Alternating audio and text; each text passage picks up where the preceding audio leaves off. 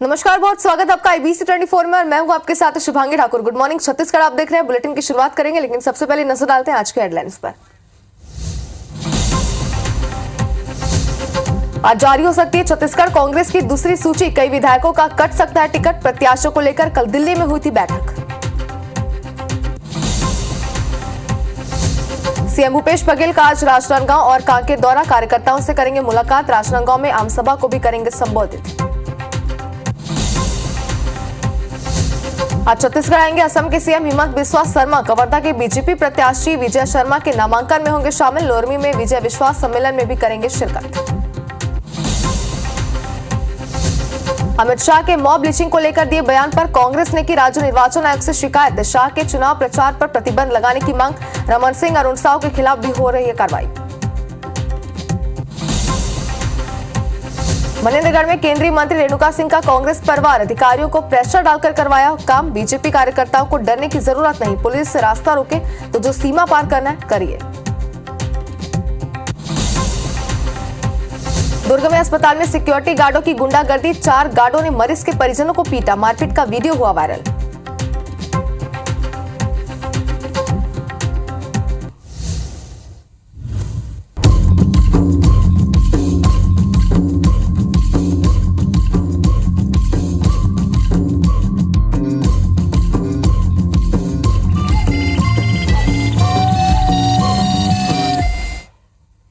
और अब आपको बताते हैं छत्तीसगढ़ की किन खबरों पर पूरे दिन हमारी नजर बनी रहेगी। तो पहली खबर है, कांग्रेस की दूसरी सूची आज किसी भी वक्त आ सकती है, क्योंकि आपको बता दें कि सूची पर कल मंथन हुआ है। कल दिल्ली में बैठक आयोजित की गई थी, जिसमें सूची पर प्रत्याशियों के नामों को लेकर के मुहर लगी है, जिसके बाद आज किसी भी वक्त सूची जारी हो सकती है। वहीं आपको बता दें कि असम के सीएम हिमंत बिस्वा शर्मा जो है वो आज राजनांदगांव कांकेर के दौरे पर रहेंगे और मुख्यमंत्री भूपेश बघेल राजनांदगांव कांकेर के दौरे पर रहेंगे और चुनावी सभा को इस दौरान संबोधित करेंगे।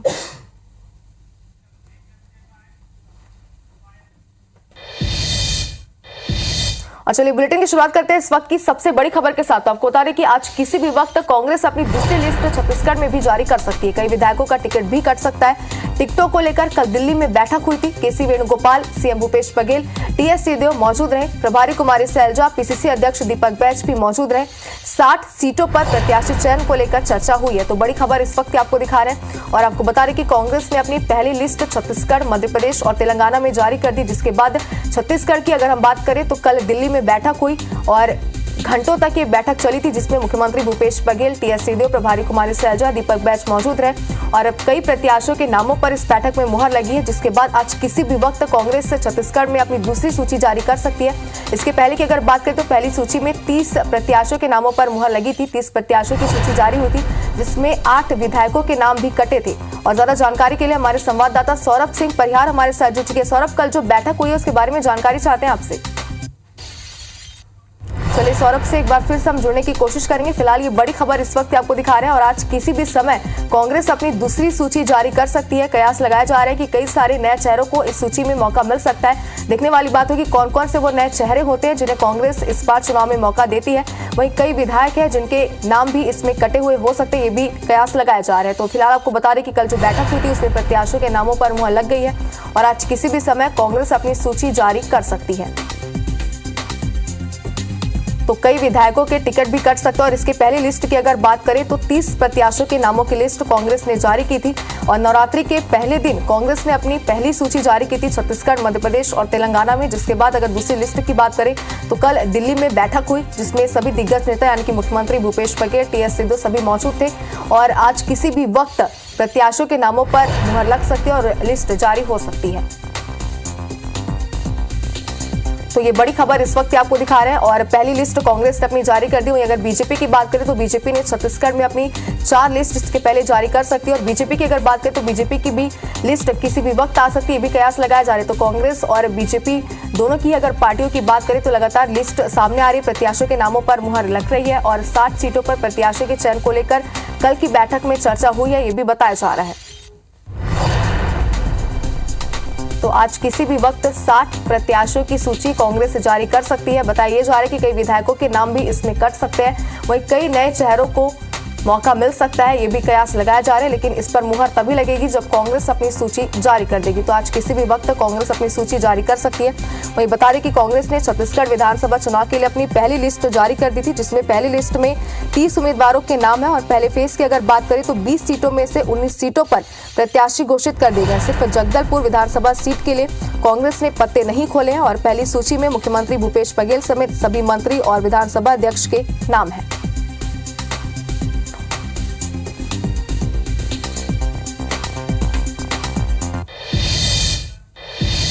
और अब बात करते हैं मुख्यमंत्री भूपेश बघेल के आज के दौरे की। तो सीएम भूपेश बघेल आज राजनांदगांव और कांकेर के दौरे पर आएंगे। सुबह 11:30 बजे रायपुर से कांकेर के लिए रवाना हो जाएंगे। कांकेर में कार्यकर्ताओं से वो मुलाकात करेंगे और कांकेर के बाद राजनांदगांव के लिए मुख्यमंत्री भूपेश बघेल रवाना हो जाएंगे। दोपहर 1:55 में राजनांदगांव में आम सभा को संबोधित करेंगे। कांग्रेस प्रत्याशी के प्रचार प्रसार कार्यक्रम में मुख्यमंत्री भूपेश बघेल शामिल होंगे। तो यह है मुख्यमंत्री भूपेश बघेल के आज के कार्यक्रम। राजनांदगांव और कांकेर दोनों ही जगह पर आज मुख्यमंत्री भूपेश बघेल दौरे पर रहेंगे। 11:30 बजे रायपुर से कांकेर के लिए रवाना हो जाएंगे, जिसके बाद कांकेर के बाद वो राजनांदगांव में पहुंचेंगे और वहां पर सभा को संबोधित करेंगे।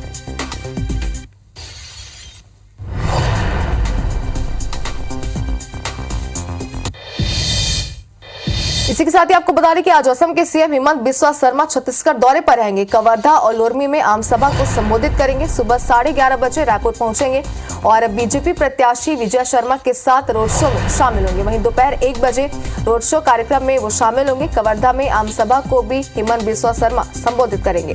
3 बजे कवर्धा से लोरमी पहुंचेंगे और लोरमी में विजय विश्वास सम्मेलन में शामिल होंगे। लोरमी में आम सभा को भी संबोधित करेंगे। तो अगर बात करें चुनाव की तारीखों के ऐलान की बात की या फिर पहले की, तो लगातार दिग्गजों का छत्तीसगढ़ दौरा देखा जा रहा है। चाहे अमित शाह की बात करें, राहुल गांधी की बात करें या फिर प्रियंका गांधी की बात करें, लेकिन इस बार जो है आचार संहिता लगने के बाद भी चुनाव प्रचार प्रसार के लगातार दौरों का दौर अभी भी जारी। और इसी बीच सीएम हिमंत बिस्वा शर्मा छत्तीसगढ़ के दौरे पर रहेंगे। 3 बजे कवर्धा से लोरमी के लिए वो रवाना हो जाएंगे और लोरमी में विजय विश्वास सम्मेलन में शामिल होंगे।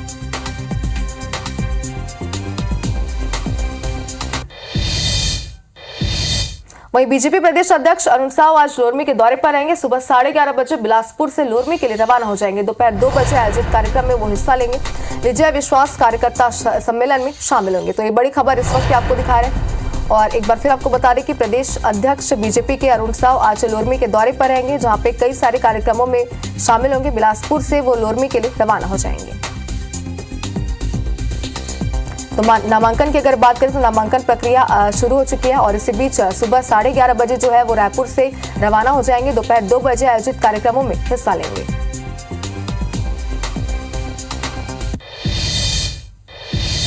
और बीरनपुर घटना को लेकर केंद्रीय गृह मंत्री अमित शाह के बयान के बाद एक बार फिर से छत्तीसगढ़ की सियासत गर्मा गई है। कांग्रेसियों ने भाजपा पर चुनाव के समय धार्मिक हिंसा भड़काने का आरोप लगाया है। कांग्रेस ने अमित शाह की राज्य निर्वाचन आयोग में शिकायत की। इस पर बीजेपी प्रवक्ता केदार गुप्ता ने कहा कि ईश्वर साहू के आरोपी अभी सरकार के संरक्षण में खुले घूम रहे हैं। पूर्व मुख्यमंत्री रमन सिंह ने भी इस पर पलटवार करते हुए कहा कि जिस तरह से भुवनेश्वर साहू की हत्या की गई वो लीचिंग नहीं थी तो और क्या थी। मुख्यमंत्री भूपेश बघेल ने इस पर कहा कि अमित शाह ने चुनी सरकार पर आरोप लगाया है। भारतीय जनता पार्टी की सांप्रदायिकता पर पीएचडी है।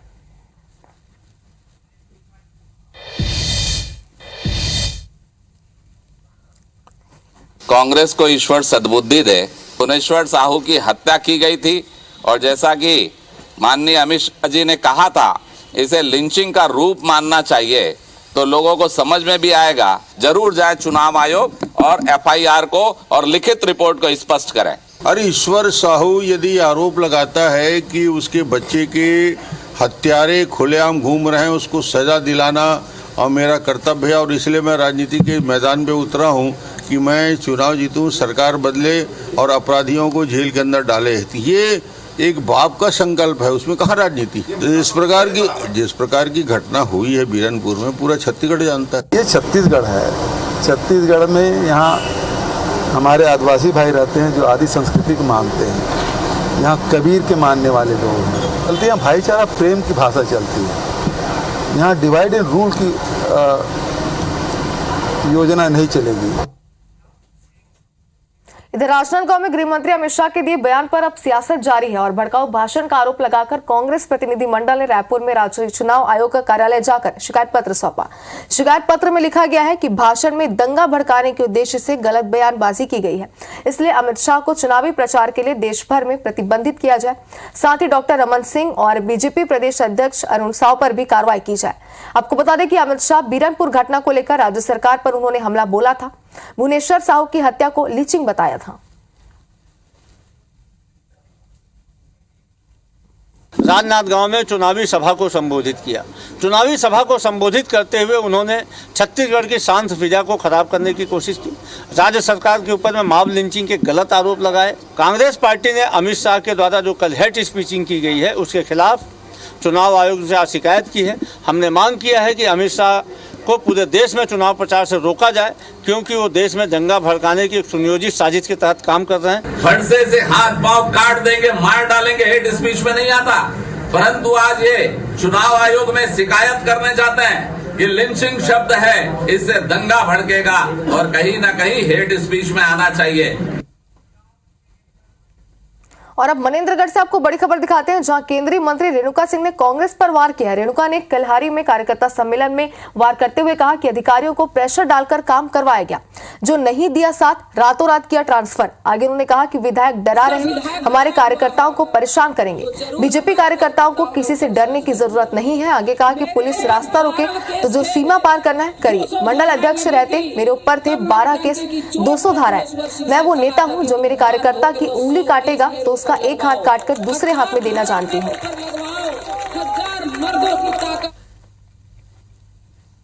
आपको किसी से डरने की जरूरत नहीं, किसी से घबराने की जरूरत नहीं। कोई पुलिस वाले आपका रास्ता रोकना चाहे, आप जो सीमा पार करना चाहते हैं सीमा पार करिए। रेणुका सिंह कि जो मेरे कार्यकर्ता की उंगली काटेगा तो मैं उसके एक हाथ काट के उसके दूसरे हाथ में भी देना जानती हूँ।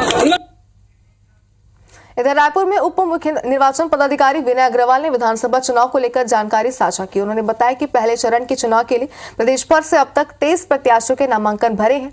69 विधानसभा में राजनीतिक प्रचार प्रसार की अनुमति के लिए 648 आवेदन मिले हैं, जिनमें से 345 आवेदनों को अनुमति दी गई है और इसके अलावा 124 आवेदन निरस्त और 179 प्रक्रियाधीन है। विनय अग्रवाल ने यह भी बताया कि आचार संहिता के दौरान अब तक 5,57,00,000 से ज्यादा की जब्ती की गई है। साथ ही अब तक 5,90,910 बैनर पोस्टर निकाले गए हैं। हो गया है और आप देख सकते हैं कि नज़ारा जो है ये राजधानी रायपुर का। कल दिनांक को 7 आवेदन प्राप्त हुए थे। आज दिनांक को कुल 16 आवेदन प्राप्त हुए हैं। इस प्रकार अब तक कुल 23 आवेदन प्राप्त हुए। 69 विधानसभा क्षेत्रों में राजनीतिक प्रचार प्रसार से संबंधित अनुमतियों के कुल 648 आवेदन प्राप्त हुए हैं। प्रदेश अंतर्गत अब तक कुल 5.57 करोड़ रुपए की सामग्रियां एवं कैश जब्त किए गए हैं। 5,90,910 बैनर, पोस्टर, वॉल राइटिंग आदि हटाए गए। और अब राजिम से आपको बड़ी खबर दिखाते हैं, जहां पारा गांव पितईबंद एनीकट में युवक का शव मिला है। मृतक गरियाबंद पीएचई विभाग में पदस्थ था। नवापारा थाना क्षेत्र का मामला है। पुलिस मामले की जांच में जुट गई है। तो आपको एक बार फिर बता दें कि मृतक की गुमशुदगी की रिपोर्ट दर्ज कराई गई थी, जिसके बाद लगातार पुलिस युवक की तलाश में जुटी हुई थी। और इस वक्त की बड़ी खबर आपको दिखा रहे हैं, जहां एनीकट में युवक का शव मिला है। हत्या की आशंका भी पुलिस ने यहाँ पर जताई है, लेकिन सभी एंगल से पुलिस इस पूरे मामले की जांच पड़ताल में अब जुट गई है। नवापारा थाना क्षेत्र का ये पूरा मामला है। तो पुलिस फिलहाल मामले की जांच में जुट गई है और पुलिस ने इसके पहले भी हत्या की आशंका जताई थी। गुमशुदगी की रिपोर्ट दर्ज कराने के बाद लगातार पुलिस युवक की तलाश में जुट गई थी, जिसके बाद पारा गांव पितईबंद एनीकट में युवक का शव मिला है। और फिलहाल पुलिस ने जो जानकारी दी उसके अनुसार हत्या की आशंका यहाँ पर जताई जा रही है, लेकिन फिलहाल पुलिस हत्या के एंगल से और कई एंगल से इस पूरे मामले की जांच पड़ताल में जुट गई है और पूरी तरीके से जांच पड़ताल के बाद ही किसी प्रकार का खुलासा इस पर हो पाएगा।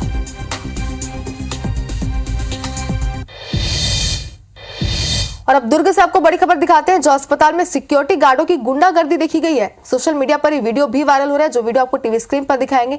4 गार्डों ने मरीज के परिजनों को जमकर पीटा है और मरीज का हाथ बांधकर जमीन पर उसे लिटा दिया।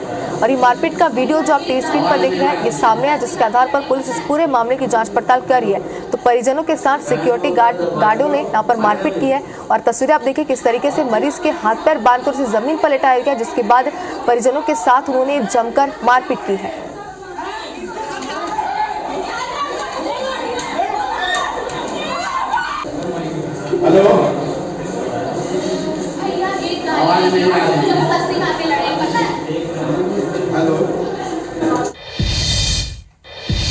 और राजधानी पुलिस ने नशे के खिलाफ 2 थाना इलाकों में बड़ी कार्रवाई करते हुए करीब 100 किलो गांजा जब्त किया है। साथ ही 3 नशे के सौदागरों को भी गिरफ्तार किया है।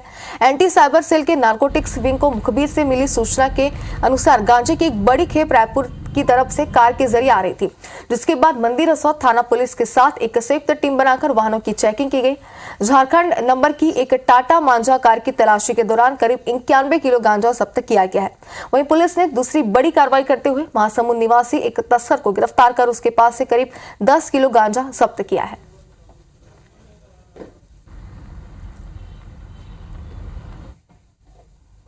सरीखेड़ी मार्ग पर जो NH 53 में है, वहाँ पर एक नहर पुलिया पर एक संदिग्ध वाहन टाटा मांझा कार था, जिसको रुकवाकर चेक किया गया। मौके पर कार से 91 किलो 240 ग्राम गांजा जब्त कर तीनों जो आरोपी हैं वो अंगुल जिला उड़ीसा के रहने वाले हैं। उनके विरुद्ध कार्रवाई कर उन्हें न्यायिक रिमांड पर भेजा गया है।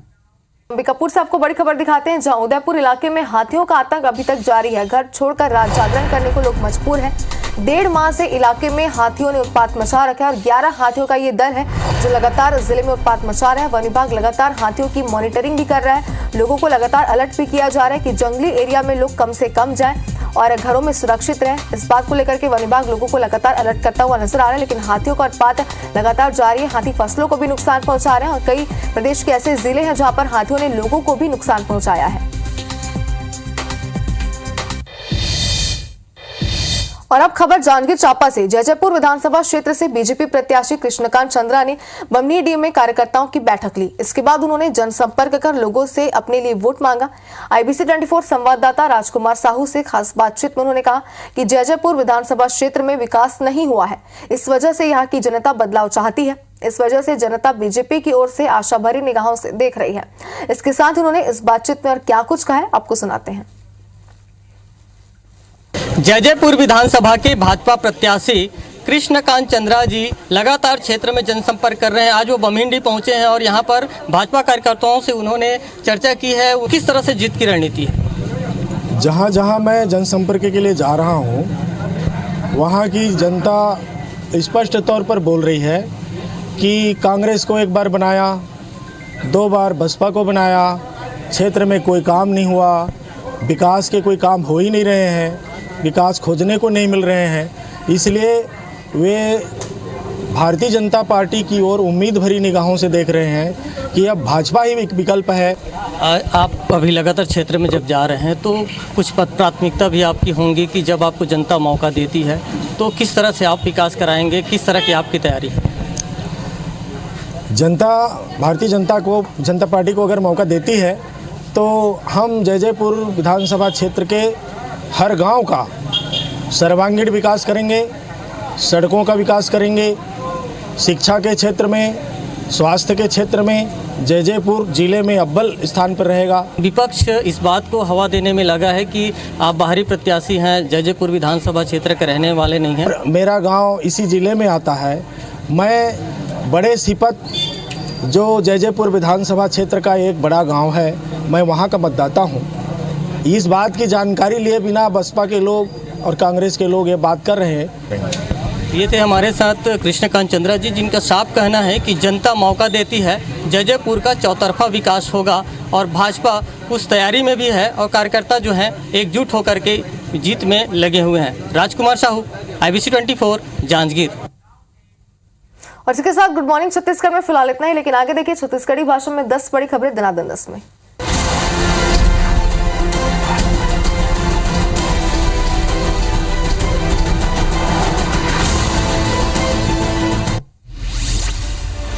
आज जारी हो सकते कांग्रेस की दूसरी सूची। कई सिटिंग MLA की टिकट कटे की संभावना। टिकट लेके काली दिल्ली में हो रही बैठक।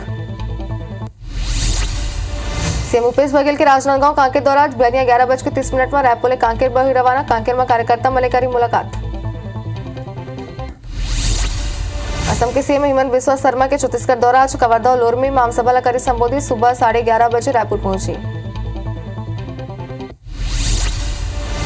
बीजेपी प्रदेश अध्यक्ष अरुण साव आज लोरमी दौरा मारी। बिहानिया 11:30 में बिलासपुर लोरमी रवाना हो जाएगी।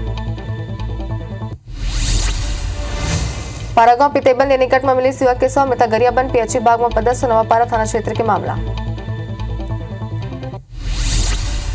शारदीय नवरात्रि के चौथा दिन आज हुई मां कुसमांडा की पूजा। 9 दिन तक माता के अलग अलग रूप में की होती पूजा।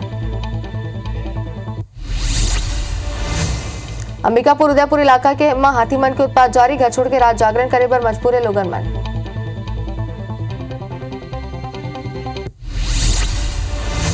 अंबिकापुर में कोहरा ले ढकी बतादन विजिबिलिटी हुई से बेहद कम। 100 मीटर भी नहीं है विजिबिलिटी।